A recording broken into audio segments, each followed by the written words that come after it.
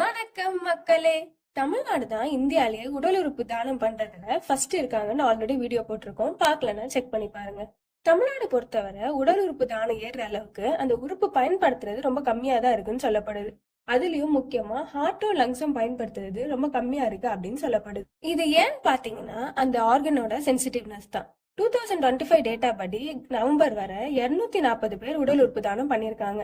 ஆனா அதுல ஹார்ட்டை பயன்படுத்தினது எவ்வளவுன்னு பாத்தீங்கன்னா 27% தான்.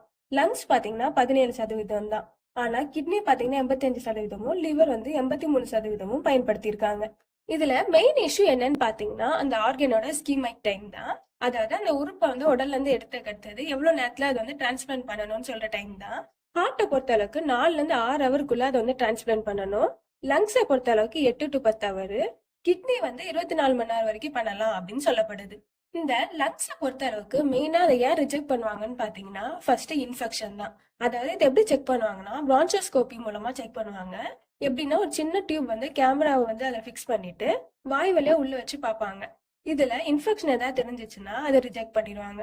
மெயினா இந்த இன்ஃபெக்ஷன் வர காரணம் என்னன்னு பாத்தீங்கன்னா பேஷண்ட் வந்து ரொம்ப வென்டிலேஷன்ல இருக்கிறது தான் மெயின் காரணம் அப்படின்னு சொல்லப்படுது. அடுத்த மெயின் ரீசன் என்னன்னு பாத்தீங்கன்னா அதோட சைஸ் வந்து மிஸ்மேட்ச் ஆகுறது. அடுத்தது அதுல ஏதாச்சும் லங்ஸ்ல ரொம்ப காயம் அந்த மாதிரி இருந்தாலுமே அதை ரிஜெக்ட் பண்ணிடுவாங்க. நெக்ஸ்ட் ஹார்ட்ல என்னெல்லாம் பார்ப்பாங்கன்னு பாத்தீங்கன்னா ஹார்ட்டோட ஃபங்க்ஷன் ஆறது பார்ப்பாங்க. அதே மாதிரி அதோட எஜெக்ஷன் ஃபிராக்ஷன், அதாவது இதே ஒவ்வொரு துடிப்புலயும் வெளியேற்றுற ரத்தத்தோட பெர்சன்டேஜ் பார்ப்பாங்க. இது ரொம்ப கம்மியா இருந்துச்சுனாலுமே ரிஜெக்ட் பண்ணிடுவாங்க. அப்புறமா இனோட்ரோபிக் சப்போர்ட் அப்படின்னு சொல்லுவாங்க. அதாவது மெடிசின்ஸ் கொடுக்கறது மூலமா இந்த ஹார்ட் எப்படி ஃபங்க்ஷன் ஆகுது, இது எவ்வளவு சப்போர்ட் பண்ணும், அந்த மாதிரிலாம் பார்ப்பாங்க. இது எல்லா ஃபேக்டர்ஸும் ஓகேவா இருந்தாதான் ஹார்ட்டுமே வந்து எடுப்பாங்க.